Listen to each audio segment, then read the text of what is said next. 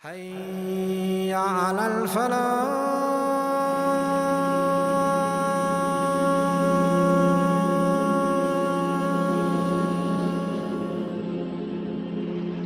Abdullah ibn Saba, he designated the year 34 after the Hijrah for action. He finalized the plans and made arrangements with the followers to begin the rebellion against the Khalifa and against the governors. The planning and plotting has begun. From his den in Egypt, he communicated with the other regions and they agreed on the details of how it is going to take place. Now we need to begin our rebellion. In Kufa, after they were exiled and sent to Abdurrahman, amongst them was their leader. So after their leader was exiled, a man by the name of Yazid ibn Qais became the leader of the troublemakers in Al-Kufa, Yazid ibn Qais. In the 34th year after the Hijrah, Al-Kufa was empty from the prominent people, from the leaders, from the tribe leaders, from the known faces. They were out on the front line. They were all out. Sa'id ibn al-As that year, he had traveled to meet with Uthman in Medina. Before he had traveled, he had sent out the different armies and the different groups to campaign in the different areas around Al-Kufa.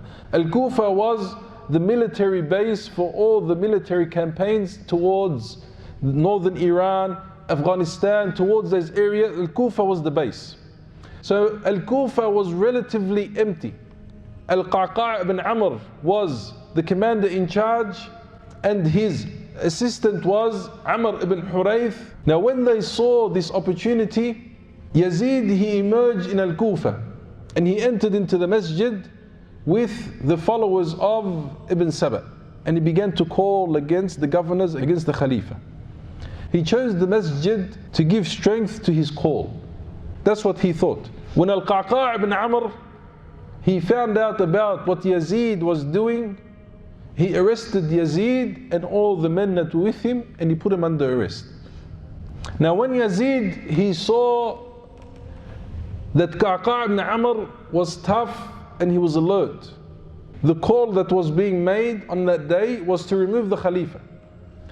When they were caught by Al-Qa'qa' ibn Amr, Yazid changed what he was going to say. He said that, "O Qa'qa', we just want to call to the removal of Sa'id ibn al-As. We're calling to remove the governor." So Al-Qa'qa' ibn Amr, he said, "Do not gather for this in the masjid. Stay in your house and seek what you want from the Khalifa. Don't go out there in public. Don't go out there and start putting different banners up and saying, oh, we want this, we want that. If you want reform, if you want something changed, then you go to the Khalifa himself. You don't begin a rally in the masjid. You want change, you go to the Khalifa, and surely the Khalifa, if your response or if what you are asking for is in line with the deen, in line with the sharia, then for sure the Khalifa will accept your request." So Qa'qa' ibn Amr, he was able to suppress the first action.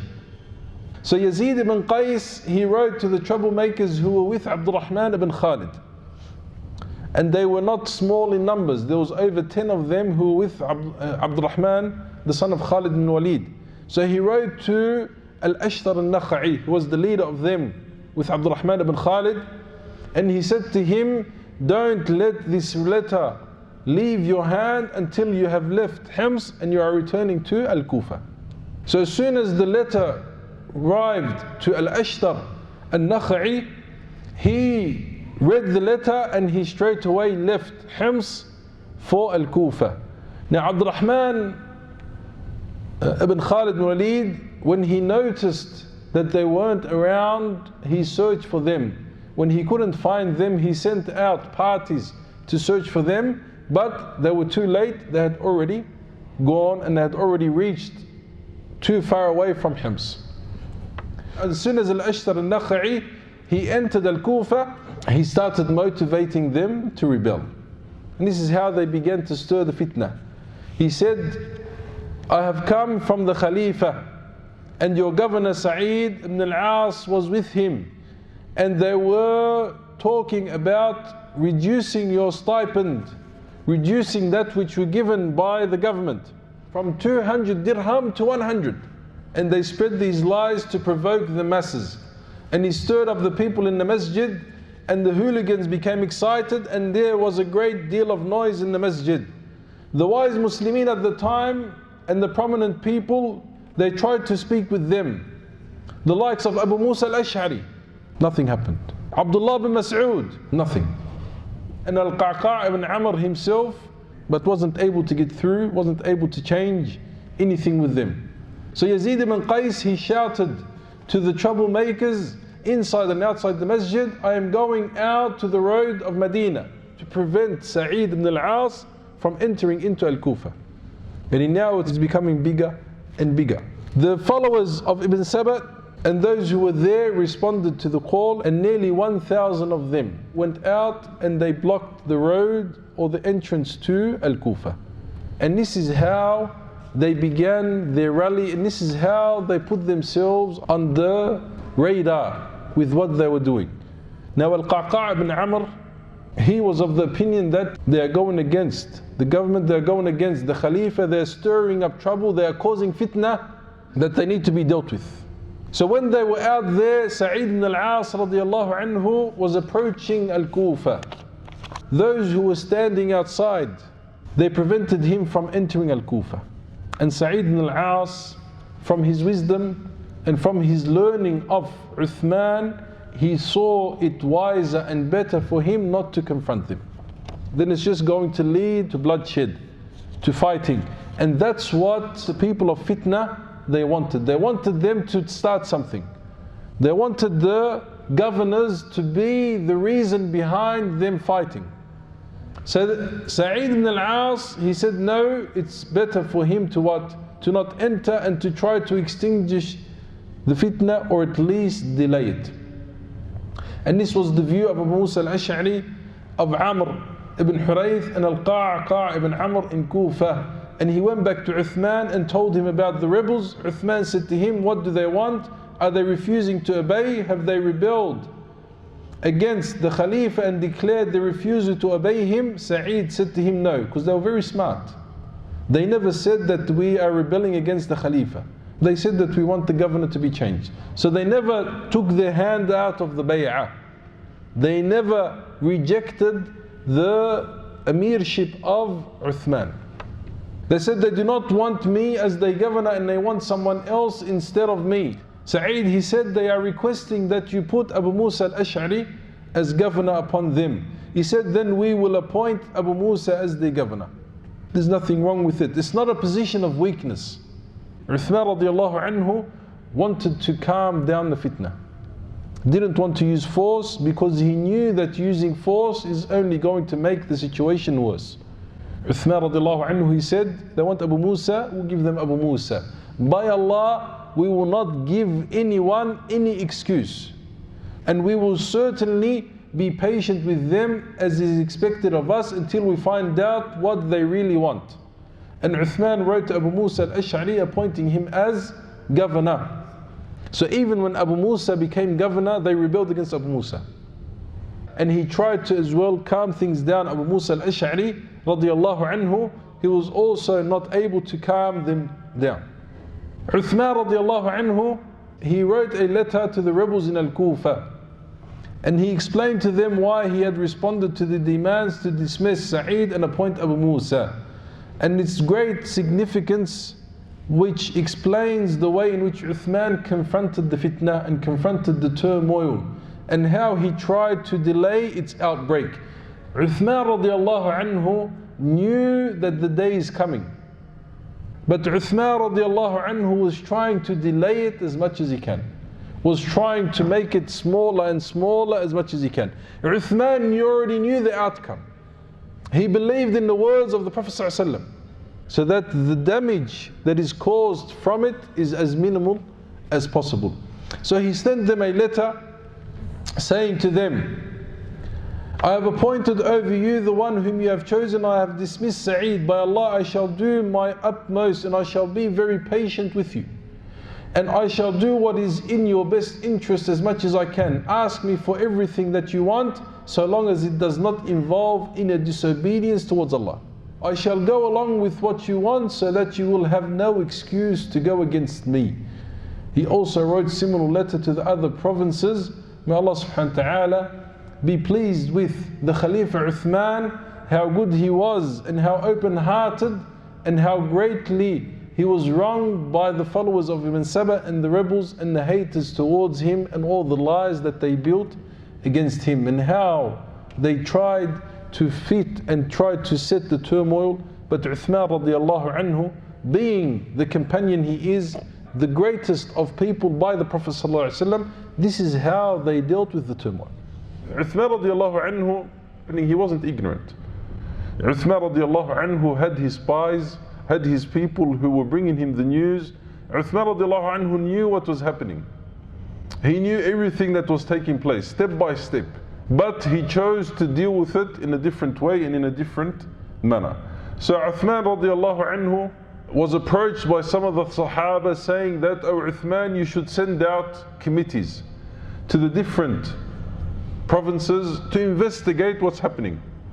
To investigate whether what these people are saying about their governors is true, or whether what they're saying is lies, so that you can have something documented." So Uthman took the decision and did what they advised him to do. So he chose a group of Sahaba who were known for their piety, the ability to withstand the fitna itself. He chose Muhammad ibn Maslama radiallahu anhu. Umar ibn Khattab radiallahu anhu used to send him out to keep eye on the governors, or using their position as a means to gain wealth. He sent Muhammad ibn Maslama to Al-Kufa, Usama to Al-Basra, and Ammar to Egypt, and Umar to Syria, to check up on what was happening. And each of them took a group of people with them, and he sent them to the major provinces, and each of them went about their difficult, exhausting and dangerous work that they were taking upon themselves. And when they returned, they all said the same thing, that the people are pleased with their governors, that the governors are righteous, are pious, are doing their job, that the governors are not abusing their position, that the governors are not doing that which the people of fitna are spreading rumors about them. And there are weak narrations that mention that Ammar bin Yasir, he was delayed and he was trying to incite the people against Uthman. But these narrations are weak and don't withstand any criteria of the people of hadith. So this was the first approach that Uthman he did. He sent inspectors. Then he wrote a letter to all the provinces, which was a general announcement. What Uthman radiallahu anhu and the Khulafa before him used to do, they used to meet with the governors at least a yearly meeting, which was done during Hajj. And he'll speak with them, what's happening, what's going on. So he said to the people, he said, if anyone has been wronged, anyone who has a complaint, to come to Hajj and to bring forward their accusation. When this letter was pronounced in the different provinces, the Muslimin in those different provinces, when they heard this from Uthman radiallahu anhu, they wept and they made dua and they prayed for Uthman radiallahu anhu. And Uthman, he said, be careful, for this ummah is headed for trouble. Yani after hearing this from Uthman, putting himself out there, that whoever has a claim against me, let him come. And if he is rightful in his claim, then I'll give it to him. He didn't leave any room for anyone to try and say that Uthman, he didn't do this, or he didn't do that, or he didn't do any of this. Now Uthman radiallahu anhu, after this happened, he conducted a secret meeting with some of the main Sahaba to seek the consultation, to seek their advice. From them was Abdullah ibn Amir and Muawiyah ibn Abi Sufyan, Abdullah ibn Sa'ad, and he included with them Sa'id ibn al-As and Amr ibn al-As, who were all previous governors. Now each of them gave a different advice to Uthman radiallahu anhu. Some of them, their advice was to be firm with them, to make an example of them, Others were of the opinion to give them what they want and to take from them what is dutiful from them and to leave them. The approach of Uthman radiallahu anhu was that he was going to be lenient, except when it comes to the borders of Allah subhanahu wa ta'ala. He's saying, you can take from me as much as you want. You can spread rumors on me as much as you want. But as long as the borders of Allah are not crossed, the haram and the halal and so forth, then I will be lenient with you. The reason that Uthman was like that, because he believed that the coming of the fitna was inevitable. So what Uthman was trying to do is what? Is to delay it as much as he can and to try and weaken it as much as he can.